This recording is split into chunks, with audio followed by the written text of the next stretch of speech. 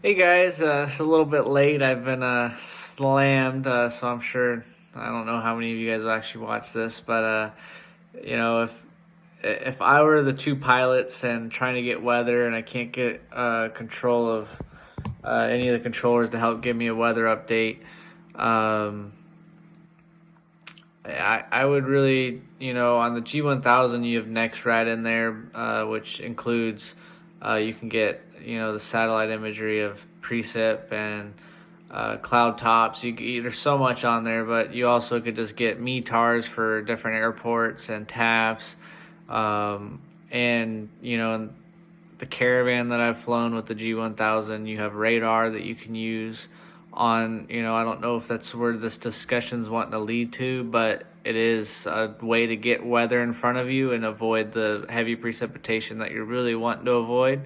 Um, and But yeah, that's the main things I would want to do. Just utilize the NextRad. It is delayed, so you might look at it and say, "Oh, it's right in front of me," but it might be past, or I'm gonna get in front of it, and then you get stuck right into the weather.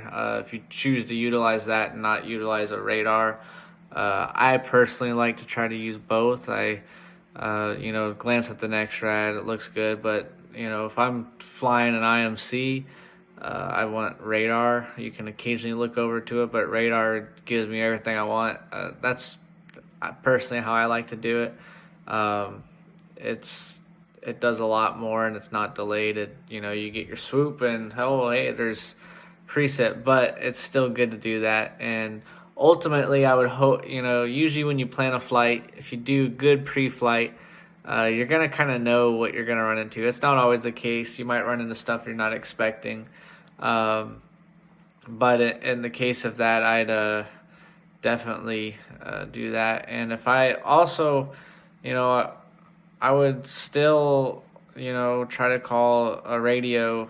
I don't know, and be patient if I really was concerned. And, ultimately, if I was like, I can't fly in this, I don't know what to do, um, declare an emergency if I had to. I don't think I would ever do that for that, but it's better to do that than to get yourself in trouble because you can't get a hold of anyone and say you can't remember how to get to the weather, or you're worried it's not accurate and your radar is down and all you have is NextRad.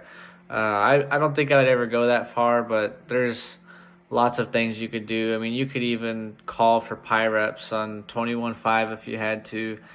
There's so many today. There's so much that we can use, and even ADSBN, if you have it, you can get weather on on ForeFlight. You can.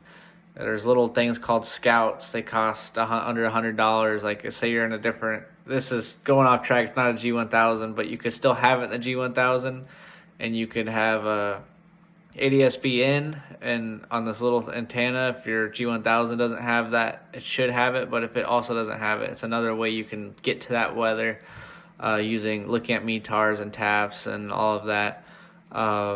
And you can connect your ForeFlight or whatever electronic flight that you use, flight bag.